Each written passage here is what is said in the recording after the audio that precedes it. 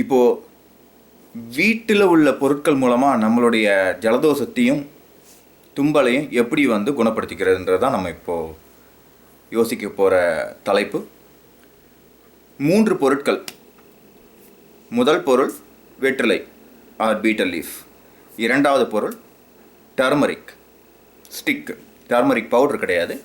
மூன்றாவது பொருள் முழு பெப்பர், பெப்பர் தூள் கிடையாது. முதல்ல வெத்தலையை நீங்கள் துண்டு துண்டாக நறுக்கிக்கோங்க. இந்த பெப்பரையும் டர்மரிக்கையும் கொஞ்சம் க்ரஷ் பண்ணிக்கோங்க, பவுடர் ஆக்கிக்கோங்க லைட்டாக. இப்போ ஒரு பாத்திரத்தில் தண்ணியை ஊற்றிட்டு இந்த தண்ணீர் கொதிக்க வரும்பொழுது இந்த வெத்தலை துண்டுகளை போடுங்க. அதற்கப்புறம் இந்த க்ரஷ் பண்ண பெப்பரையும் டர்மரிக்கையும் போட்டுருங்க. நல்லா கொதிக்கட்டும், வெயிட் பண்ணுங்கள். அந்த தண்ணி ப்ரௌன் கலராக மாற வரையும் வெயிட் பண்ணுங்கள். ப்ரௌனாக மாறினவுடனே அடுப்பை அணைச்சிருங்க. அப்புறம் எகெயின் வெயிட் பண்ணுங்கள். அது ஒரு வார்மாவோ ரூம் டெம்பரேச்சர் வர வரையும் ஃபில்ட்ரு பண்ணுங்கள். குடிச்சு பாருங்கள். காலையிலேயும் நைட்டும் சாப்பாட்டுக்கு அப்புறம் இதை குடிக்கலாம்.